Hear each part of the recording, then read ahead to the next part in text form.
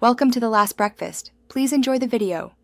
In this video, I will explain how to approach data recovery after a factory reset. A factory reset essentially wipes your device clean, making direct data retrieval incredibly challenging for most users.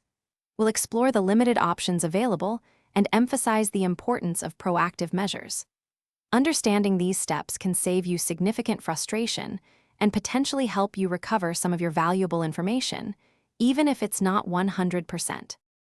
When you perform a factory reset, your device doesn't just hide your data, it actively overwrites it.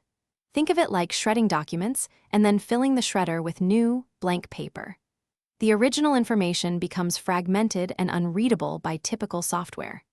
This makes direct recovery incredibly complex, often requiring highly specialized and expensive data forensics, which are rarely successful for personal devices.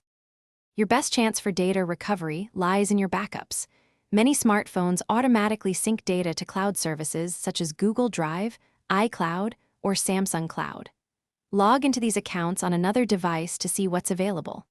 Also, check your personal computer for any local backups you might have created, perhaps through iTunes or other desktop syncing software. These are often your only reliable sources. To avoid the stress of data loss, prevention is absolutely crucial. Establish a routine for backing up your device regularly, whether to a cloud service or a physical computer. Make sure to periodically check that these backups are actually working and contain all your important files.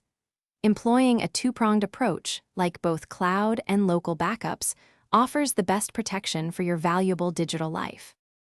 Thanks for watching. If this was helpful, leave a like and consider subscribing. See you next time.